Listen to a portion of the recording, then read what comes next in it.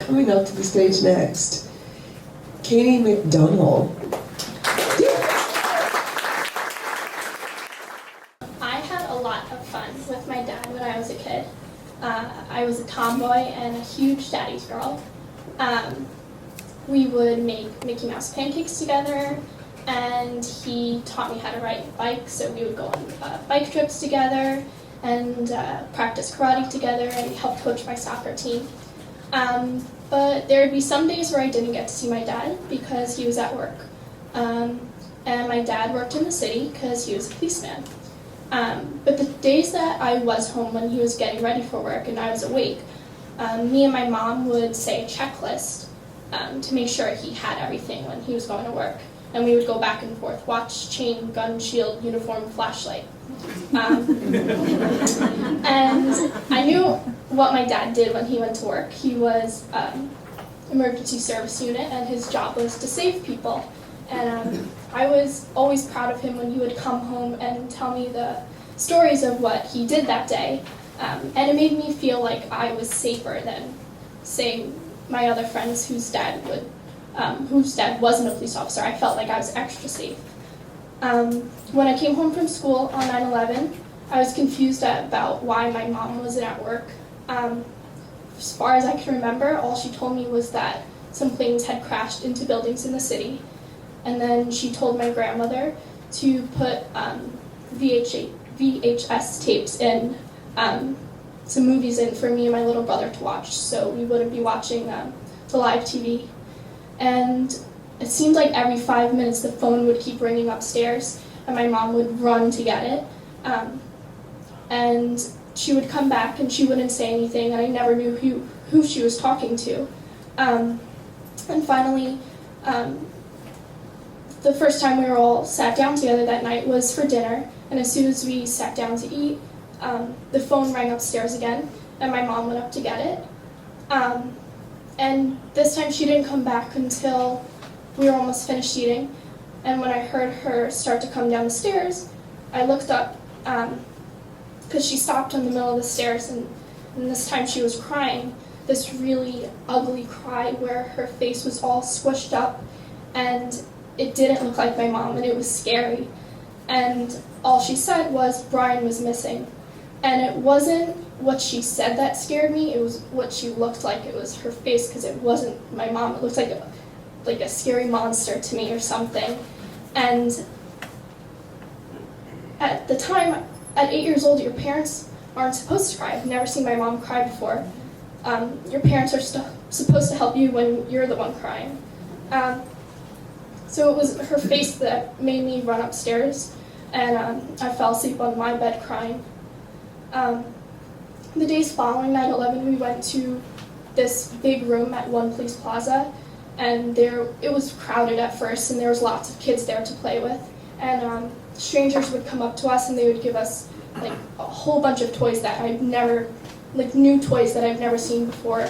And they would give us arts and crafts and things to color with. And a couple days after 9/11, I drew this picture, and at the bottom there was some dirt, and I drew a man with a blue uniform and black hair, and he was sticking out of the dirt. And then above him I drew some more men in blue uniforms, and the men above him had angel wings on, and they all had happy faces, and on top of it I wrote, "You are my angels." And I gave it to my dad's friends that would come in, because I still thought that my dad was going to come home for work.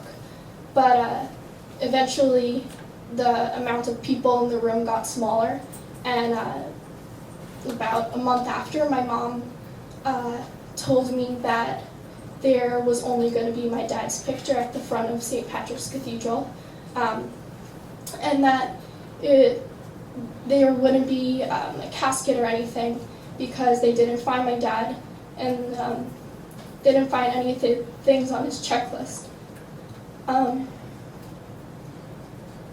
I guess I went back to school after that. I couldn't tell you a thing about third grade.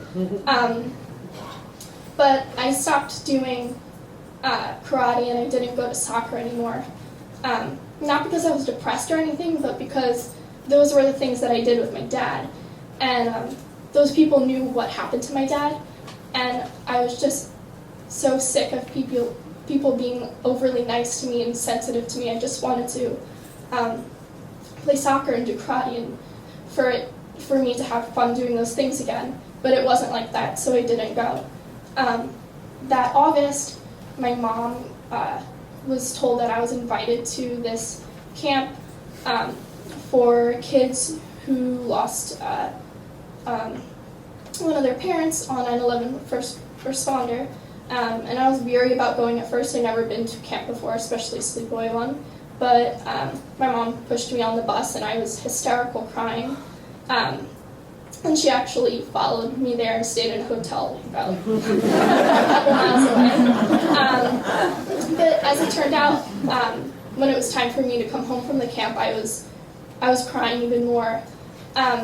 Because while I was at the camp, I finally got to do kids stuff again without having to worry about people being overly nice to me, and I didn't have to take care of my little brother to make sure he didn't have one of his outrageous public temper tantrums crying for his dad. And I didn't have to try to ignore a psychologist while I was pretending to color while they were trying to ask me questions and pick up my brain. I just got to have fun there.